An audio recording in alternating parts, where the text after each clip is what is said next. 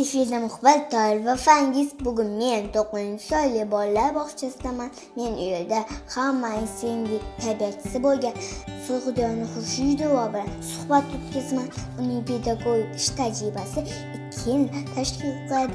Assalomu alaykum Sug'diyona Xurshidova. Va alaykum assalom. Assalomu alaykum. Nima uchun aynan tarbiyachi kasbini tanlagansiz? Men maktabgacha ta'lim tarbiyachisi yo'nalishini tamomlaganman. So'ngra maktabgacha ta'lim tashkilotida o'z ish faoliyatimni olib bormoqdaman. Siz bu bog'chaga qanday qilib kelib qoldingiz? Bolaligimda tarbiyachi bo'lishni orzu ham qilmaganman. Aksincha, qo'shiqchi, aktrisa va rassom bo'lishni orzu qilganman. Taqdir taqozosi bilan tarbiyachi kasbini egalladim va hozirda tarbiyachi kasbini tanlaganimdan afsusda emasman. Sababi yoshligimda barcha orzu qilgan kasblar ushbu tarbiyachi kasbida mujassam ekan. Bolalar bog'chasida sizning kuningiz qanday o'tadi? Biz tarbiyachilarning kunimiz turli xil qiziqarli holatlar bilan boshlanadi. Bola qabul qilish jarayonimizda ham bolajonlarimiz turli xil kayfiyatlarda kelishadi. Biz bolajonlarimizni kayfiyatini ko'tarish uchun qo'limizdan kelgancha harakat qilamiz.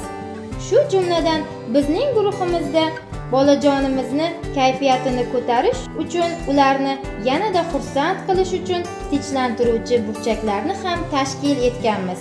Bizning tashkilotimizda davlat talablari asosida mashg'ulotlar tashkil etiladi. Oy mavzulari, hafta mavzulari asosida turli xil mashg'ulotlar olib boramiz.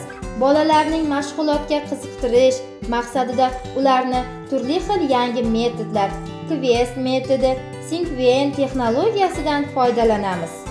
Bolajonlaringiz yutuqlari haqida birozgina gapirib o'tsangiz. Bizning tashkilotimizda turli xil to'garaklar mavjud. Bulardan mentalniy arifmetika, karate, badiiy gimnastika.